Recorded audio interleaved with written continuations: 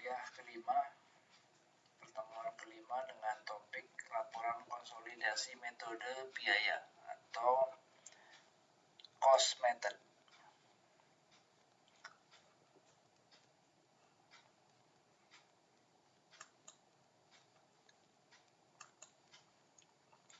Nah, ini adalah data awal. Kita akan membahas mengenai cost method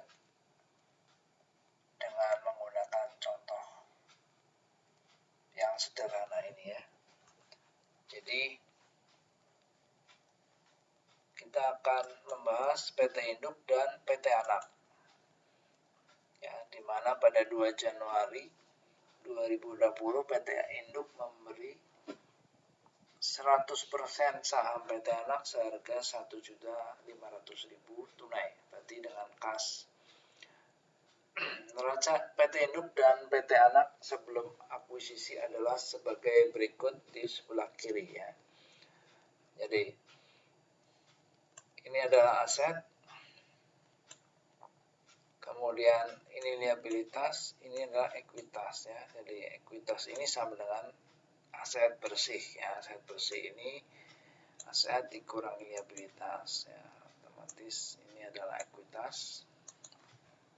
Nah, di sini kita lihat apakah ada terdapat goodwill ya. Di sini goodwill itu adalah kelebihan dari nilai akuisisi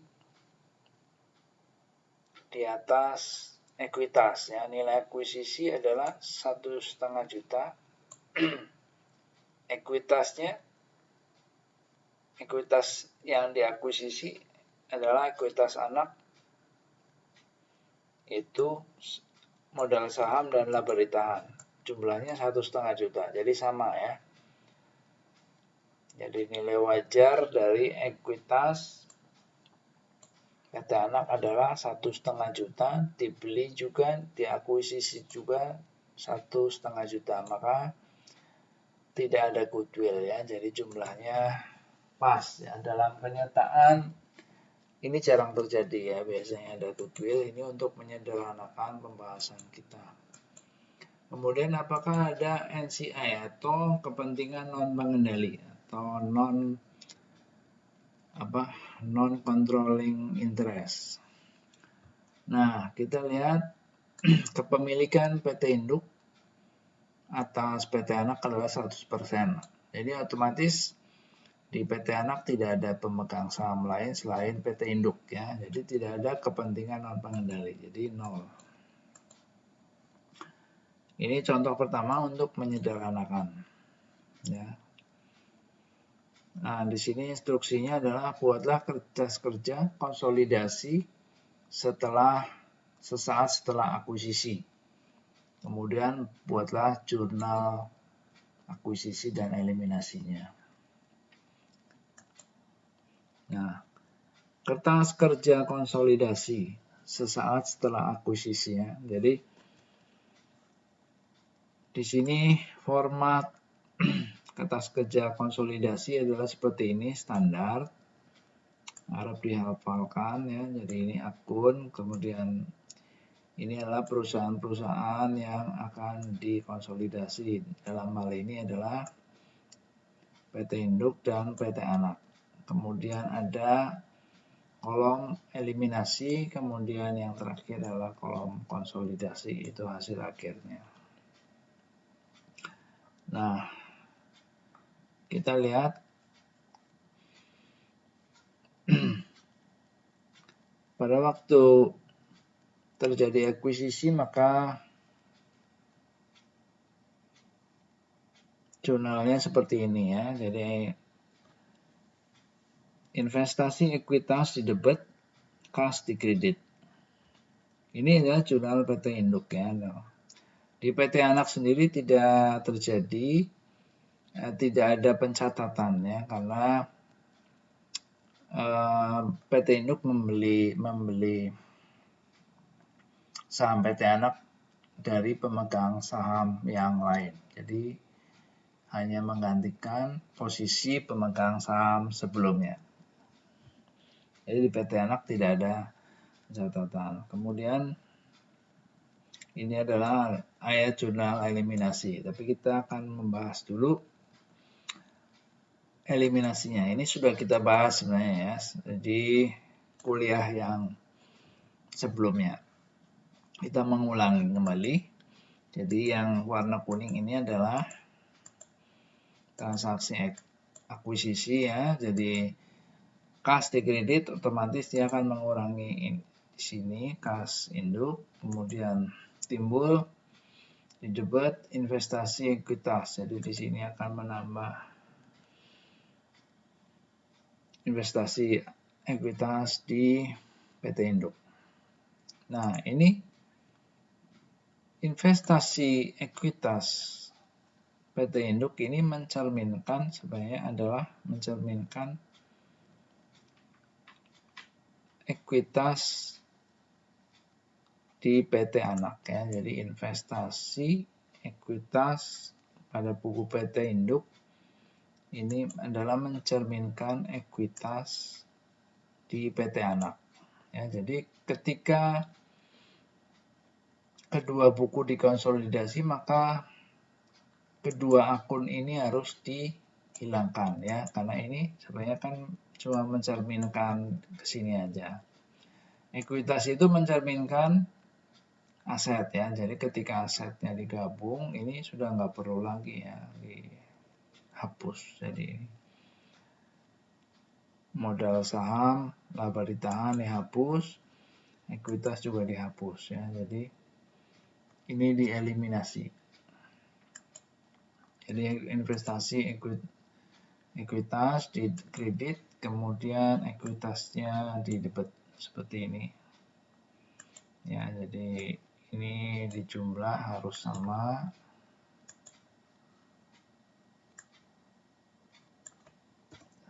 Sama 3 juta ya, debit dan kredit harus sama. Nah, ini jurnalnya tinggal mengikuti ya, yang warnanya sama ini ada satu jurnal. Ini yang kuning adalah transaksi akuisisi, yang hijau adalah transaksi eliminasinya ya. Jadi hasilnya adalah konsolidasi ya. Jadi akun-akun PT Anak dan PT Induk dikonsolidasi. Kemudian ini adalah awal Januari 2020. Kemudian kita masuki selama 2020 ada transaksi ya. Transaksi perusahaan tersebut beroperasi, kedua perusahaan beroperasi, memperoleh laba dan membagi dividen ya, membagi dividen. Nah, di sini PT Induk, PT Anak, berapa labanya masing-masing? PT Induk 2 juta, PT Anak 300.000. Dividen yang dibagikan oleh PT Induk 800. Dividen PT Anak dibagikan oleh PT Anak 180. Jadi 40% dari laba dibagikan sebagai dividen. Di PT Anak 60% dari laba dibagikan sebagai dividen. Ini namanya dividen payout ratio ya. Jadi 40%, 60%. Tidak semuanya dibagikan ya. Jadi tidak semua laba ini dibagikan, hanya sebagian 60. Nah, kita lihat bagaimana jurnal yang terjadi selama 2020 ya. Ini PT Induk dan PT Anak memperoleh laba ya. Jadi jurnalnya macam-macam ya, jadi banyak sekali. Ini merupakan gabungan dari banyak jurnal.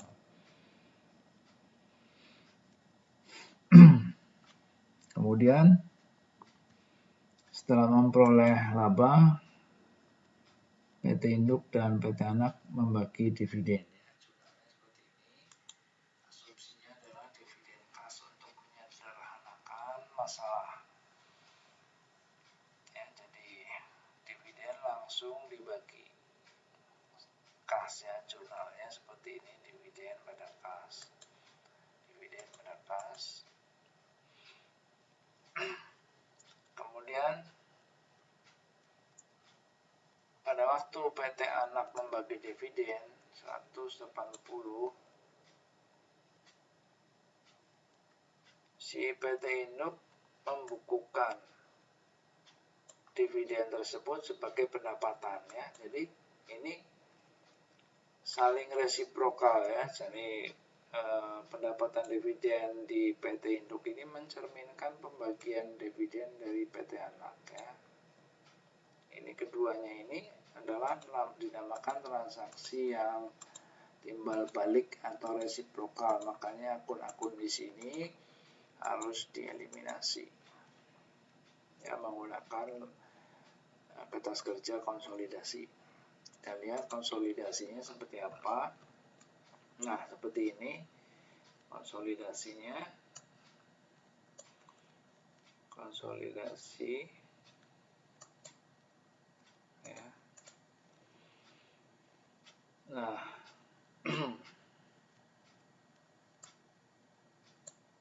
ini adalah posisi PT Induk dan PT Anak sebelum dikonsol ya. Jadi sesudah terjadi transaksi laba dan dividen, angkanya posisinya seperti ini siap dikonsol ya. Jadi ketika melakukan konsolidasi, akun-akun yang resiprokal harus dihilangkan dulu, baru setelah dihilangkan, dieliminasi, baru akun-akun yang non resiprokal itu tinggal dijumlahkan sehingga menghasilkan neraca konsolidasi ya. Jadi akun resiprokal itu contohnya dividen. Kalau PT Induk itu akun dividen harus dilawankan dengan pendapatan dividen. Ini dua akun ini timbal baliknya. Di PT Anak ini dividen, di PT Induk merupakan pendapatan dividen. Di PT Anak ekuitas, di PT Induk investasi ekuitas. Di PT Anak utang dividen, di PT Induk piutang dividen. Ya, cuma dalam contoh ini tidak ada utang piutang dan dividen ya di contoh yang pertama ini, karena semuanya dibagi via kas ya, langsung untuk menyederhanakan masalah. Kemudian kita lihat transaksi ini ya. Jadi kita tadi sudah bicarakan ini akan dihapus ya. Kedua transaksi ini akan dihapus. Kas ini otomatis akan saling hapus ya. Jadi tidak perlu dihapus lagi ketika di konsol, dia sudah terhapus karena kan ini kredit, ini debit, otomatis saling hapus. Namun dividen dan pendapatan dividen pasti akan tidak terhapus ya, karena ini duanya adalah akunnya lain. Berarti ini ya, di neraca masing-masing perusahaan akan muncul dividen dan pendapatan dividen. Dua-duanya ini harus dihapus ya. Jadi dividen dan pendapatan dividen. Ya. Dividen dan pendapatan dividen. Dividen di PT Anak merupakan pendapatan dividen di PT Induk. Ini duanya harus dihapus. Menghapusnya mudah, ini debit, tinggal ini kredit posisinya ya, di sini kredit harus di debit. Yang di sini dividen adalah debit ya, harus di kredit ya. Dividen itu saldonya selalu debit ya.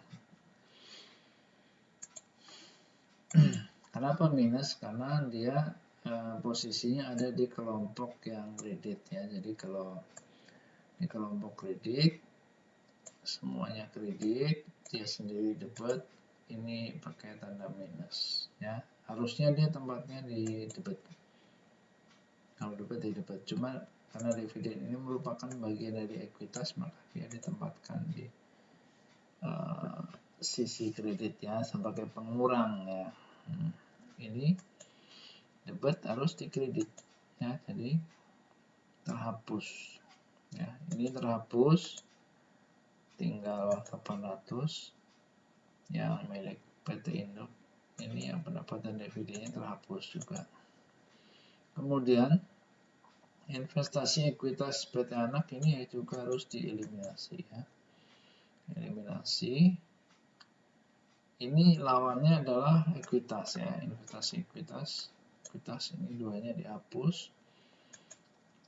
Jadi ini dikredit, ini dapat saling hapus ya. Ini hilang.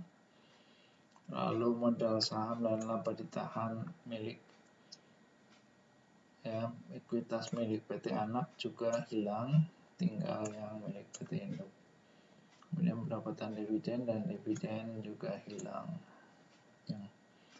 yang milik PT Anak ya, dan Induk.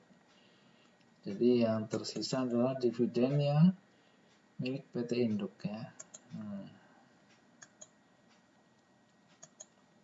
Jadi neraca konsolidasinya seperti ini. Jurnalnya mengikuti ya, sesuai dengan warna ini. Yang hijau adalah mengeliminasi transaksi pada waktu akuisisi ya, di mana timbul akun investasi ekuitas anak dan modal saham. Kemudian yang warna orange ini adalah mengeliminasi transaksi resiprokal, itu transaksi dividen ya. Jadi dividen di PT Anak dihapus, pendapatan dividen di PT Induk juga dihapus. Ini ya. Jadi hanya 2 jurnal.